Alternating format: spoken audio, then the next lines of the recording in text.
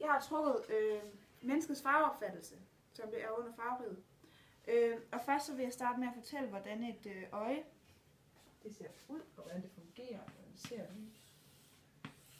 Et øje ser cirka sådan her ud. Okay. Ja, det bliver så lidt en dårlig skitse. Her sidder nethinden. Her sidder linsen. Her sidder pupillen. Og pupillen den kan justeres op og ned, afhængigt af hvor meget lys der rammer den. Og linsen den ligesom den bruger så det her lys her. Den fokuserer lysstrålen sådan så skarpt på nethinden, hvor vi så optager det her. Så ser de her farver her. Og nethinden den består af stave og tapper. Stavene de er lysfølsomme, men de kan ikke skelne mellem farver. Hvorimod at tapperne de er farvefølsomme og ser farverne. Og der findes 3 typer af tapper. Der findes R-tappe,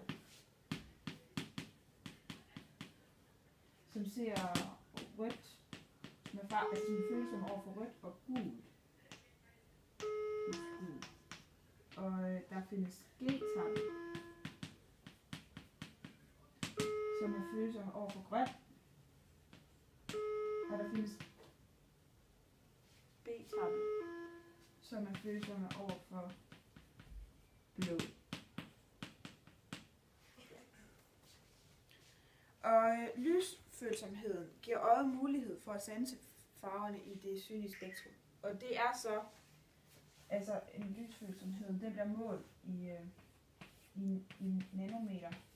Og den ser cirka sådan her ud, den her lysfølsomhedsdims.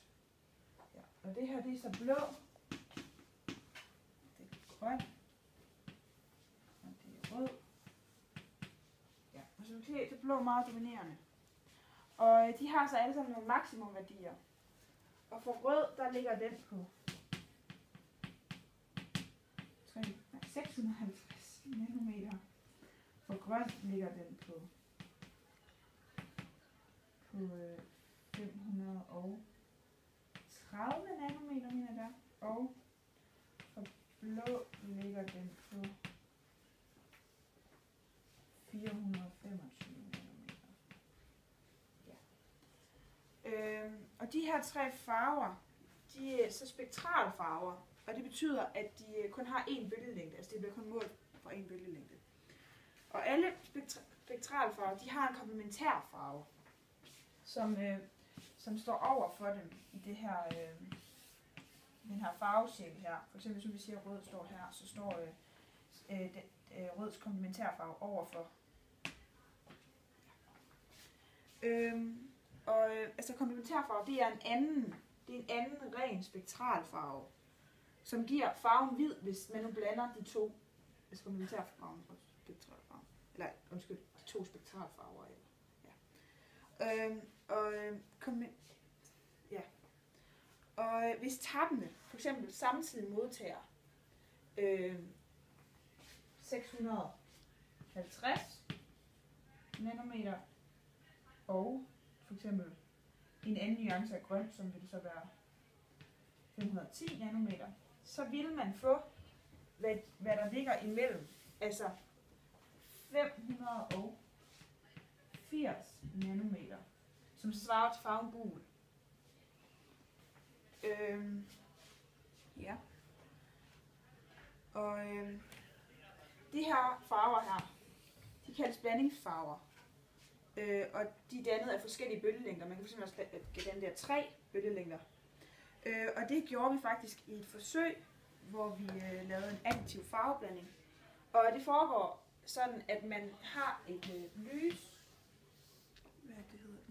en lyskasse, hvor i man i slisserne, der sidder sådan 3 slisser, eller var det her egentlig så? Hvor i man putter farver i dem her.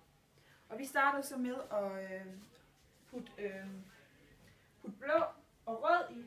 Vi satte rød her og blå her. Ja, der. Og det kommer så over på et hvidt stykke papir her. hvor de så bliver dikteret op på, eller hvad man siger. Og man bevæger sig dem her, for ligesom at få dem til at komme ind over hinanden, altså farven får dem til at komme ind over hinanden, så man kan få den her blandingsfarve heroppe. Og der, da vi blandede rød og blå, der fik vi så magenta, eller lilla. Og herefter der blandede vi så violet i, som vi så satte her. Og så fik vi en meget, meget lys lilla og magenta. Og det kan jo så skyldes, at det kan jo så skyldes diverse fejlkilder, fordi vi havde noget lys til at sidde ved siden af, for ellers var det nok blevet hvid. Men ja.